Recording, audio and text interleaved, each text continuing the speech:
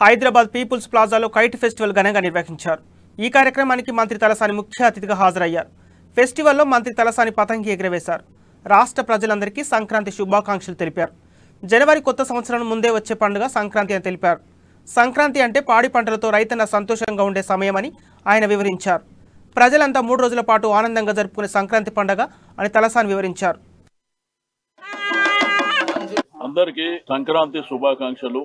మనందరికీ తెలుసు మకర సంక్రాంతి, యాక్చువల్ నిన్న భోగి, ఇవాళ సంక్రాంతి, రేపు కనుము.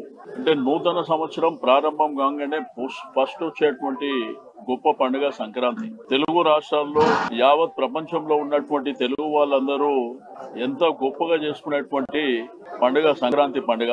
మీకు అందరికీ తెలుసు రాష్ట్రంలో ఉన్నటువంటి రైతాంగం మరి బ్రహ్మాండమైనటువంటి పంటలు, ధాన్యం రాసులతో మరి ఇంటి దగ్గర బిడ్డ, అల్లుడు, చెల్లె, బావ కుటుంబం అంతా ఏకదాటి దగ్గరికి వచ్చేసి మరి గొప్పగా జరుపుకునేటువంటి పండుగ. పొద్దున్నగానే ఆడపడుచులు వారి యొక్క వాకిళ్లలో రంగురంగుల ముగ్గులేసి కొత్త బట్టలతోని మరి బ్రహ్మాండంగా ఈ పండుగ జరుగుతుంది. మరి యువకులు కానివ్వండి, మరి అదే విధంగా పురుషులందరూ గాలిపటాలు, పతంగుల పండుగ. మేము చిన్నతనంలో ఎక్కడ చూసినా గానీ సంక్రాంతి వచ్చిందంటే 3 నెలల ముందు నుంచే స్కూల్ డుమ్మా, ఎప్పుడు చూసినా గానీ పతంగులు ఎగిరేసుకోవడం, ఇది ఆనవాయితీగా అందరి ఇళ్లలో జరిగేటువంటి గొప్ప పండుగ. ప్రతి ఏటా పీపుల్స్ ప్లాజాలో సంక్రాంతి పండుగ జరుపుకుంటున్నామని ఎమ్మెల్యే దానం నాగేంద్ర తెలిపారు. తెలంగాణలో అన్ని జిల్లాల్లో పాడి పంటలు పండుతున్నాయన్నారు. అందుకు కారణం కేసీఆర్ అని తెలిపారు. అందరూ సుఖ సంతోషాలతో ఉండాలని దానం నాగేంద్ర ఆకాంక్షించారు.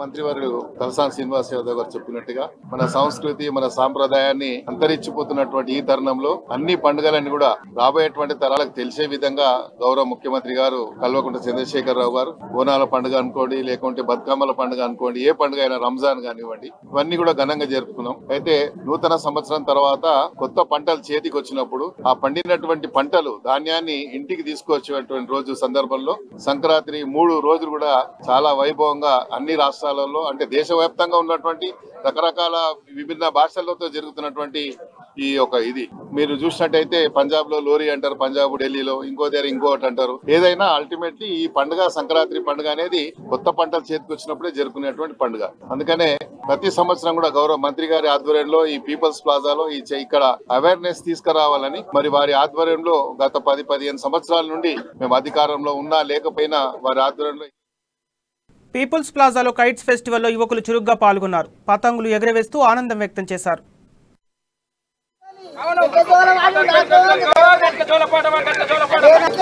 అవునా